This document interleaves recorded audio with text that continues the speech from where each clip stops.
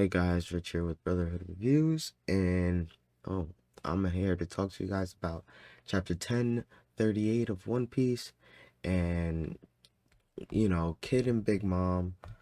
Uh, Kid has been very unimpressive lately, and the community is pretty much in an uproar right now because um, from a guy who has been portrayed to be possibly stronger than Luffy, he really hasn't been living nearly up to his expectations, as at least I have had for him, just by the way he has been portrayed. Um Now, if you're still here, I just want to say, please like, subscribe if you like this content. I'm not trying to bash Kid in this. I just want to make that clear.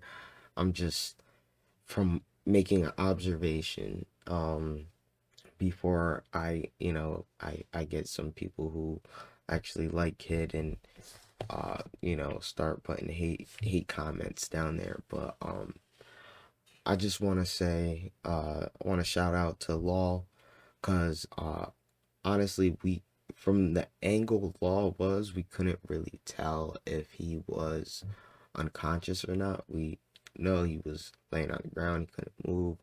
um I zoomed in when I was actually looking rereading it, and I wanted to see if Kid and Law both had whited out eyes, but from what I could tell, it was only Kid. So with Kid, with Law being slightly conscious, um and the rest of the subordinates in the background begging for their begging begging for their their safety, pretty much.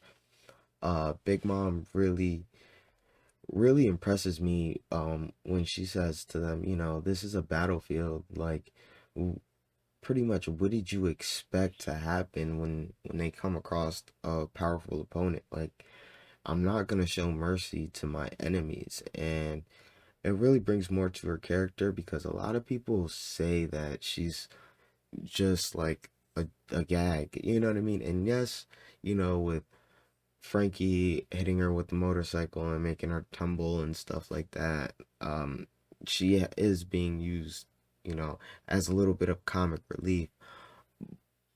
But I feel like people downplay her power. She's a Yonko for a reason, and you know, she even says it, like, I'm beat. You know what I mean? She's tired. She's not like these kids aren't a pushover.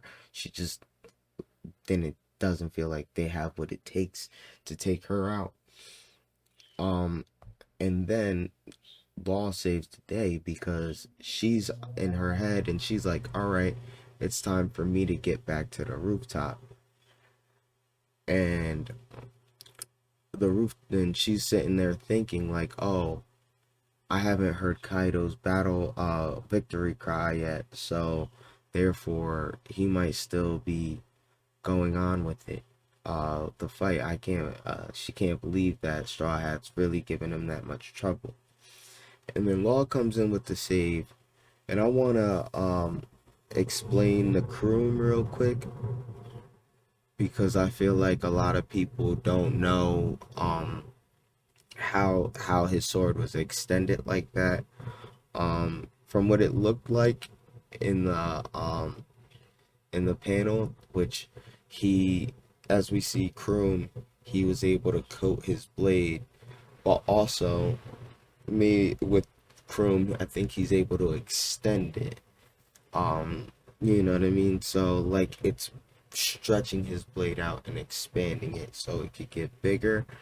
Um, which is a very useful ability, and the fact that he was able to uh, get his blade straight through her head, um, you know what I mean? That's the mental, some mental damage, internal mental damage that he was able to inflict on her, which is more.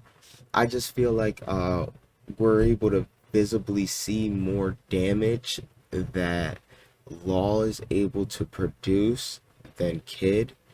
And for that, sometimes I feel it's an issue because um, to a reader, if all you're doing is Punk Gibson's and it's a big hand throwing her into the ground, yeah, it looks like she's gonna be doing damage because she's gonna be getting dirty from getting thrown to the ground all the time. But when you have knives going through her and exploding in her body and her coughing up blood from that, it seems like Law is doing way more damage. So as a reader, I would just assume that Law is stronger than Kid just based off of his ability, and what he can do to a more powerful opponent. Um, so, and Big Mom gives them their props too. So it's like, Big Mom says, uh, you guys are really trying to take my head. Like, I have a new reason to fight now. So with that new reason to fight is she just like, she said she's beat, but now as we could see, when these Yonkos get excited and feel like, they actually have some competition, we see that they actually catch a second wind. With Kaido, Luffy says that now that he's more drunk, he feels like his hockey is stronger. Now that Big Mom feels actually is impressed by these guys, maybe she's gonna, uh, uh, you know, release the rest of her Conqueror's hockey and stuff. So maybe in the next episode, the next chapter, Eustace, yeah, he might show us some Conqueror's hockey. I believe he might have it. Just off of the simple fact that like the portrayal he is. Um, but so like I could see him using that. But let's just talk a little bit more about Useless. Eustace. Sorry guys. Um, so after he really impressed me too. I really don't think we give him so much credit because the homies that she turned into beams. Uh, he made it seem like he wasn't able to pull them at first. Other than when he made her the magnet and had all them crash into her. So he shouts out, come here and obey me pretty much to her metal homies after they start charging Law. So once they start charging Law, they feel like the magnetic pull of Kid pulling them towards him. And um even though it's pretty cool, like he creates a big battle ram that they everybody says is bigger than giant Big Mom, which I guess is impressive because it's better than seeing another Punk Gibson, like you know what I mean, like like who wants who a big hand, like you know what I'm saying. So it's good to switch it up. Like it's like the third move we've ever seen him do. So like I feel like that's another point against him. Like a lot of other people have a lot of moves. Like Law has anesthesia, that that one where it's like the point where it does the regular internal damage. He has the room where he can just chop you up and switch your body around. You know what I mean? Like it's just that's it. That's what I'm thinking. He just has a lack of creativity with his ability. So I feel like his lack of creativity kind of diminishes him as a fighter. Well, at least for us as readers, diminishes him as a fighter because we see everybody doing all these cool things. Even Killer has a few crazier, cooler attacks than he does. So it's kind of like he's just too, excuse me, he's too bland, in a sense. But he does he does have some great moments.